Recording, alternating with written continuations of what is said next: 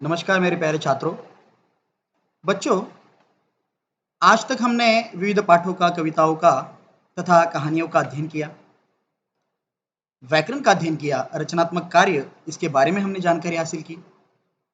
इस कोरोना महामारी के चलते हुए हम ऑनलाइन कक्षाओं का अरेंजमेंट कर रहे हैं, ऑनलाइन कक्षाएं ले रहे हैं।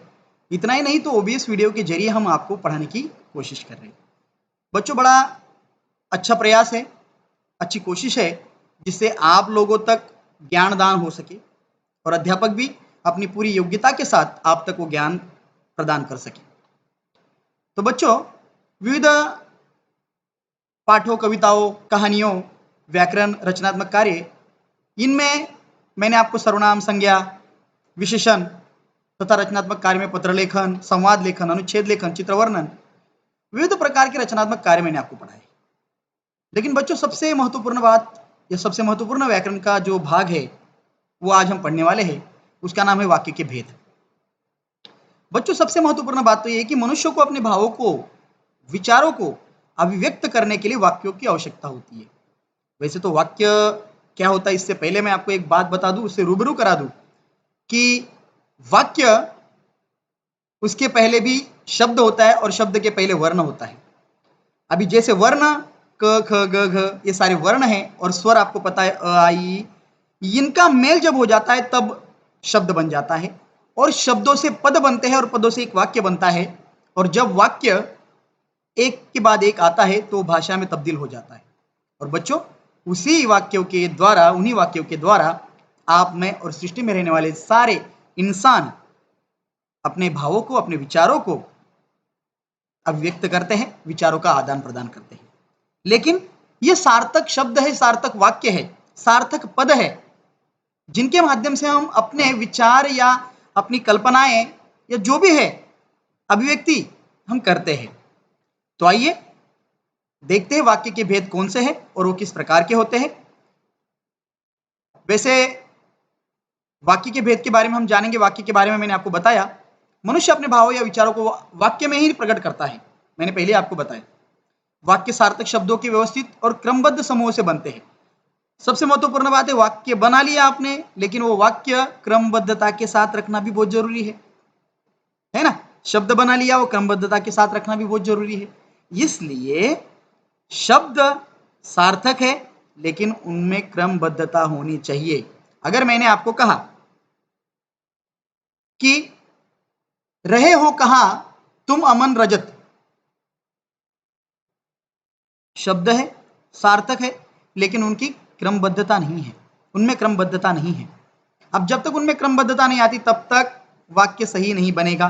जैसे कि रजत, अमन, तुम कहां जा रहे हो, यह वाक्य सही है क्योंकि इनमें अभी क्रमबद्धता है। जिस वाक्य में क्रमबद्धता नहीं है वो वाक्य सही वाक्य नहीं कहलाता या सार्थक वाक्य नहीं कहलाया जाएगा, वो निरर्थक कहलाया जाएगा। ठीक है ना।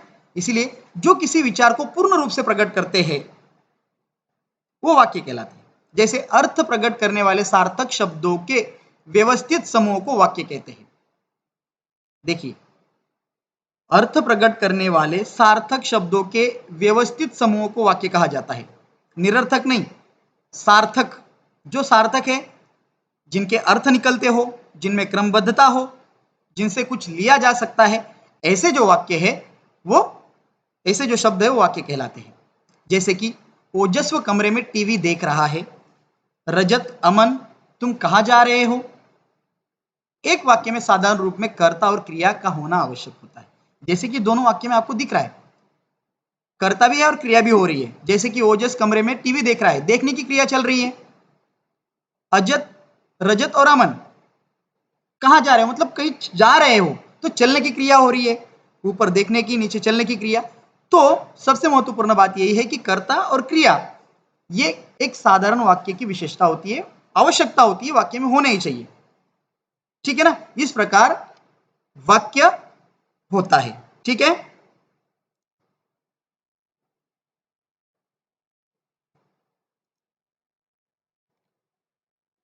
वाक्य के कुछ अंग होते हैं बच्चों, उसके बारे में हम जानते हैं। वाक्य के अंग होते हैं दो, एक होता है उद्देश्य और दूसरा होता है विधेय। पहला उद्देश्य। अभी उद्देश्य क्या होता है मैं आपको अच्छे से समझाता हूं। वाक्य में जिसके बारे में कुछ कहा जाता है उसे उद्देश्य कहते हैं। अब किसके बारे में कहा जाता है, जैसे उदाहरण दिया है, राजा खाता है। ओके, राजा खाता है। अभी राजा कौन है, करता है, खाने की क्रिया वो कर रहा है, इसलिए वो उद्देश्य है, वो करता है, वो उद्देश्य है ना। वाक्य में जिसके बारे में कुछ कहा जाता है, खाने की क्रिया हो रही है किसके बारे में, राजा के बारे में, इसलिए राजा क्या है, उद्देश्य है। पक्षी डाल पर बैठा है, बराबर है, और पक्षी यहां पर बैठा है, डाल पर बैठा है, बराबर है, डाल पर बैठा है, लेकिन कौन बैठा है, पक्षी बैठा है, और इसीलिए पक्षी यह उद्देश्य है। तो इन दोनों वाक्यों में राजा और पक्षी ये उद्देश्य है। मतलब वाक्य में जिसके बारे में कुछ कहा जाता है उसे उद्देश्य कहा जाता है। ठीक है। दूसरा अंग है विधेय। बिल्कुल आसान है बच्चों, उद्देश्य के विषय में जो कुछ कहा जाए उसे विधेय कहते हैं। उद्देश्य के विषय में जो कुछ कहा जा रहा है वो विधेय है। कर्ता हो गया आपका उद्देश्य और जो कहा जा रहा है वो है विधेय।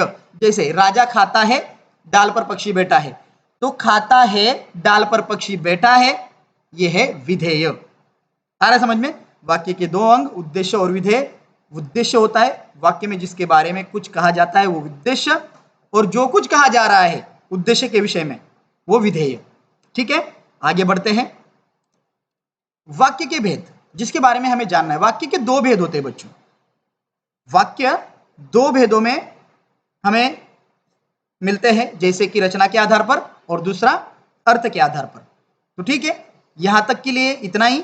हम अगले ओबीएस वीडियो में आपको वाक्यों के भेद बताएंगे। तब तक के लिए धन्यवाद।